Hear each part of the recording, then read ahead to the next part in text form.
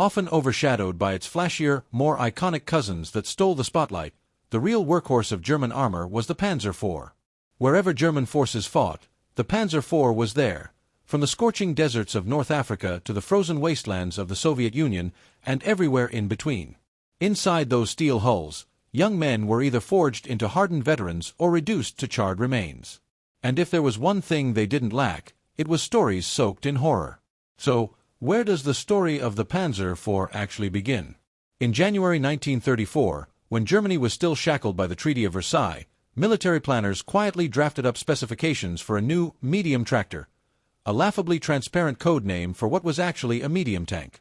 Under the revolutionary Blitzkrieg doctrine, the German army needed a support vehicle that could move with its advancing armored forces and deliver direct high-explosive firepower when needed.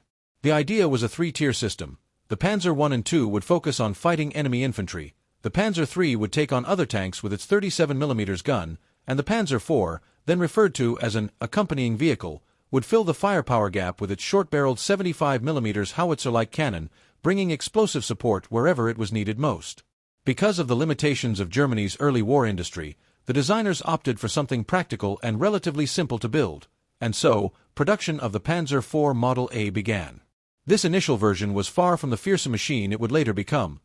It had just 15mm of frontal armor and used a leaf spring suspension, far less advanced than the sophisticated torsion bar systems preferred by German engineers. But it was quicker and cheaper to produce. In fact, only 35 Model A units were ever built before a steady stream of upgrades began rolling in, including improvements in armor, engine performance, and crew visibility. Then came the date that would change everything: September 1, 1939. As Germany invaded Poland, they fielded just over 200 Panzer IVs among their 2,700 tanks, not many, and they were distributed cautiously, with only 20 to 30 units per division. But even in these small numbers, the Panzer IV played a leading role as the Germans launched their terrifying new style of warfare, Blitzkrieg, or lightning war, with armored spearheads surging through Polish defenses non-stop for 72 hours. You might ask, how did tank crews stay sharp, focused, and combat-ready for 3 straight days without rest? The chilling answer: Pervitin, a fancy-sounding German brand name for what was essentially methamphetamine pills, distributed mostly to tank crews, especially drivers. Imagine the impact of an entire mechanized division high on government-issued speed, charging relentlessly toward you. But jokes aside, the drugs weren't what made the German advance so effective. The real strength was in their coordination and strategy, all branches of the military working together in tightly integrated operations. And the Panzer IV did exactly what it was built to do, rolling in behind other tanks and infantry to blast fortified positions with its howitzer. But there was one big problem: its armor. During the invasion of France, it became painfully clear that the Panzer IV's armor was no match for enemy anti-tank weapons, making it dangerously vulnerable on the battlefield. In isolated encounters where German panzers came face-to-face with French Char B-1 tanks, one thing became painfully clear: the Panzer IV's 75mm howitzer was completely ineffective against heavy armor. But since it was never designed for tank-on-tank combat, this wasn't considered a major flaw at the time. After all, the Panzer IV was supposed to support infantry and other tanks, not fight enemy armor head-on. But remember how we called it the real workhorse of German armor? That role was about to shift dramatically. As the war escalated, Panzer IV production skyrocketed, with more than 8,500 units of all variants built by the end of the war. Only the Sturmgeschütz 3 assault gun, with roughly 10,000 units, surpassed it as the most produced fully tracked German armored vehicle. The Panzer IV would soon face its most brutal trial on the Eastern Front, and for its crews, it was a rude awakening. In 1941, when Operation Barbarossa launched, the German High Command expected another quick victory, just like in Poland and France. And at first, it looked that way. But that confidence was shattered when German tank crews ran into Soviet T-34s and KV series heavy tanks, vehicles so advanced, they were virtually immune to every standard German anti-tank weapon at the time, except for the powerful 88mm flak anti-aircraft guns, which had to be repurposed out of desperation. Meanwhile, the Panzer IVs were being torn apart by the Soviet 76mm high-velocity guns, piercing their thin armor with ease. When Hitler received these alarming reports from the front, he actually made one of his rare smart military decisions. First, He ordered the Panzer III's gun upgraded from 37mm to 50mm, hoping to give German tank crews a fighting chance. But that fix didn't last long. The Panzer III, built with a smaller turret ring, couldn't handle anything bigger than a 50mm cannon. It was now too limited to be upgunned any further, effectively ending its evolution as a frontline tank. In response to the Red Army's heavily armored shock, Hitler ordered the development of a high-velocity 75mm gun for the Panzer IV, a move that would completely redefine the tank's role.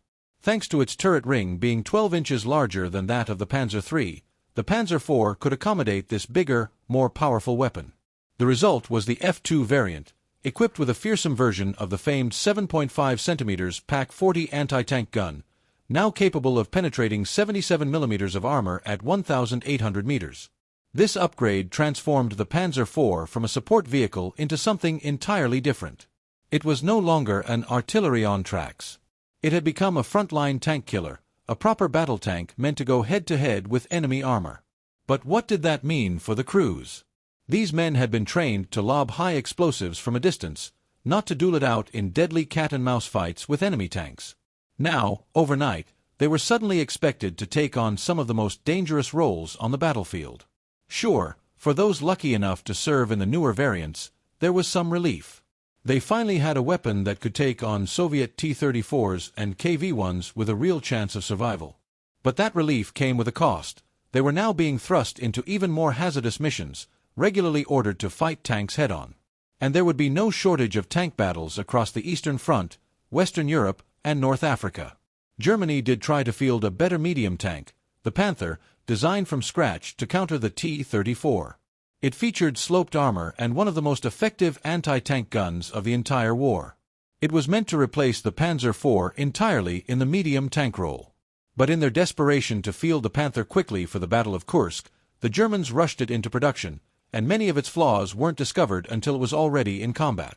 That meant the Panzer IV had to continue shouldering the bulk of frontline duty, not because it was the most advanced, but because it was a reliable, well-designed workhorse that still had room to be improved, at least when circumstances allowed it.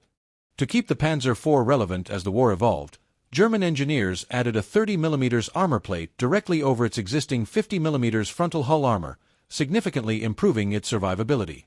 They also introduced the now iconic Sherman, thin metal side skirts mounted along the sides of the hull and turret. These were meant to defend against anti-tank rifles and even proved surprisingly effective at detonating shaped charges from American bazookas before they could punch through the tank's main armor. But not everything worked as intended. Tank crews often grew frustrated, as these skirts were easily ripped off when navigating through dense brush, limiting their practical use in rugged terrain. Still, the upgrades paid off. The reinforced frontal armor of the Panzer IV was now strong enough to deflect the 75mm medium-velocity shells fired by American Shermans, something that gave German crews a new sense of confidence. By late 1942, the Panzer IV faced a new test in the harsh deserts of North Africa.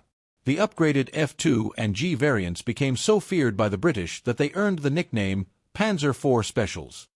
These tanks were no joke, and British crews quickly learned to respect their firepower.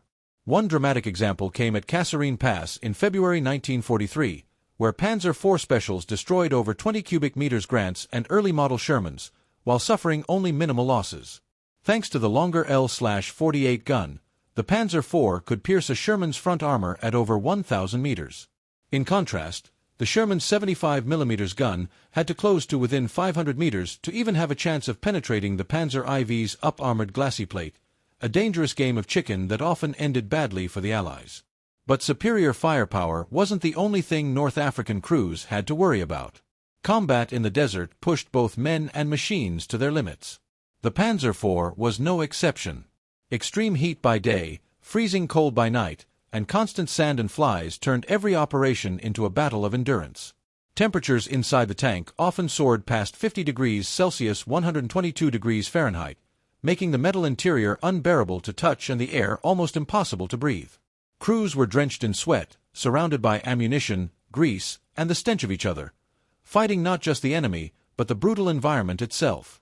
The five-man Panzer IV crew fought inside what was essentially an oven on tracks, surrounded by ammunition, equipment, and the overwhelming stench of sweat and oil. The metal surfaces became so hot that touching them with bare skin could burn you, And yes, crews actually cooked eggs on the armor. But more than fighting the enemy, they were battling over fuel and water, both of which were often scarcer than ammunition. Sand and dust clogged up everything. Mixed with lubricant oil, they turned grease into gritty paste, causing guns to jam, tracks to fall apart, and engines to seize or overheat in the worst moments. In the wide-open desert, if your Panzer broke down, there was nowhere to run. It often meant capture or death. That's why crews became masters of improvising battlefield repairs. By early 1943, however, the situation had become hopeless. The Afrika Korps was cornered in Tunisia, vastly outnumbered, cut off from supply lines, and facing Allied forces closing in from all sides. With no hope of retreat, German command issued a brutal order: destroy any remaining panzers to prevent them from falling into Allied hands. One veteran recalled how his crew poured sand into the fuel tank, ran the engine until it locked up, smashed rocks into the barrel, then loaded a high-explosive round and fired it remotely using string. The result? A completely ruined tank, with a destroyed engine and burst cannon, utterly useless to the enemy. Still, if you were to ask any veteran Panzer crew where the absolute worst posting was, most wouldn't hesitate: the Eastern Front. Not only did it account for roughly 75% of all Panzer IV losses, but the very nature of combat there was a nightmare. Endless waves of Soviet tanks, charging with terrifying momentum, extremely close-range fighting, and battlefield conditions that pushed even the most experienced soldiers to the brink. All of it combined to make the Eastern Front a living hell for any tanker. The brutal cold of the Eastern Front didn't just wear down the body, it shattered the mind. German tank crews faced temperatures as low as -40°C, with relentless snow and mud wreaking havoc on both men and machines, just as the heat and sand had done in North Africa. Transmission fluid became so thick it was like glue, forcing crews to heat it with torches for up to an hour before the tank could even move. The Maybach engine starter system often failed, leaving crews with no choice but to light small fires beneath the engine just to get it going. Even the fuel and grease could freeze solid, turning the simple task of starting a tank into a nightmare. Crews came up with desperate solutions: sleeping inside their tanks overnight, trying to trap warmth, even if that meant inhaling gasoline fumes, just to keep from freezing to death. Frostbite was routine, and comfort was a word that had no meaning on that front. But cold wasn't the only threat lurking inside a Panzer IV. Ammunition storage was another terrifying reality. Depending on the model, the tank carried 80 to 87 rounds of 75mm shells, stored throughout the fighting compartment, including highly vulnerable spots in the hull sides. Unlike later American tanks, which featured wet ammo racks to prevent fires, the Panzer IV had no such protection. When the armor was penetrated, those shells could detonate instantly, setting off a chain reaction of explosions and fire. German tank crews had a chilling term for it: brewing up. A dark euphemism for when a tank burst into flames, cooking off its ammunition, and giving the crew only seconds to escape, if they were lucky. Many weren't. You can still find photos today of panzers reduced to smoldering hulks with their crews trapped inside. Now imagine seeing that, while sitting inside the same type of tank, knowing that your fate could be exactly the same at any moment. By 1943, the battlefield changed dramatically once again. The Soviets began deploying the fearsome IS-2 heavy tanks and improved T-34s armed with 85mm guns, serious threats that the Panzer IV struggled to counter. The Model H variant tried to respond with more armor, but there was only so much they could do. The tank, originally designed to weigh just 16 tons, had now ballooned to over 25 tons, pushing the limits of what the chassis could handle. Meanwhile, on the Western Front, things weren't any better. After the Allied invasion of Normandy, Panzer IVs were thrown into intense battles against Shermans and Chechils. But ironically, the tanks themselves weren't the biggest problem.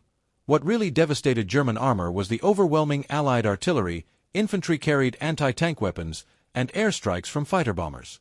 As Germany's resources dried up, so did the quality of its tanks. The final variant, the Panzer IV Ausf. Introduced in March 1944, was actually a step backward. To extend range, a 200-liter auxiliary fuel tank was moved inside the crew compartment, which, as you might guess, made the tank far more vulnerable to fires. On top of that, they removed the power traverse system, forcing the gunner to crank the turret by hand. What used to take 15 seconds for a full 360 degrees turn now took over a minute, which in tank combat was often the difference between life and death. Material shortages were felt everywhere. Rubber for the road wheels ran out, so they were replaced with solid steel ones, giving the Panzer IV a distinctive screeching sound that could be heard from miles away, not ideal when stealth was needed. Worse still, manganese shortages meant that the armor used on late war tanks became brittle and unreliable.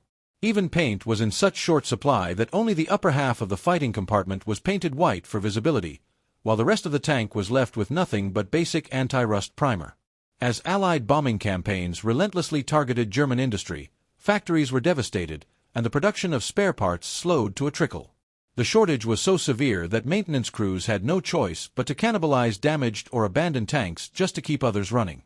Thankfully, this was one area where the Panzer IV had an edge. Its standardized and interchangeable parts meant that even older models could be upgraded or patched up using components from newer variants, and vice versa. But with factories in ruins and resources nearly exhausted, even this advantage had its limits. The final chapters of the Panzer IV's story reveal just how desperate the Reich had become. Crew training, once a rigorous 16-week program, was slashed to just 4 weeks. Basic equipment like intercom systems, once standard, were often missing entirely from late production tanks. And driver training barely existed, leading to frequent gearbox failures as inexperienced drivers mishandled the delicate mechanisms under the stress of combat. Young, barely trained crews, some with only 3 weeks of instruction, were being thrown into battle against seasoned Allied and Soviet tankers. On the Eastern Front, the life expectancy of a Panzer IV crew had dropped to a chilling average of just 2 weeks. While the mighty Tiger tank stole headlines with its fearsome firepower and thick armor, the reality was much bleaker. For every operational Tiger, there were 20 Panzer IVs, and while Tigers looked impressive, they broke down constantly, with a dismal 37% operational readiness rate compared to the Panzer IV's more reliable 62%. In fact, more than half of the Tigers sent to the battlefield were non-functional. Meanwhile, the Panzer IV, despite being outdated and outgunned, carried the bulk of Germany's armored force to the bitter end. Desperate for anything usable, the Germans repurposed existing Panzer IV chassis to create self-propelled guns and tank destroyers, like the Jagdpanzer IV, the Stu G4, and even the Sturmpanzer IV, which mounted a massive 150mm gun for close support. The Panzer IV had become a platform for survival, adapted over and over again in an attempt to hold the line as the war closed in on all sides. As the war dragged into its final, desperate phase, fuel shortages and a total lack of spare parts meant that many tanks were simply abandoned where they stopped. The once proud spearhead of Blitzkrieg had been reduced to static bunkers, dug into defensive positions as the Third Reich collapsed around them.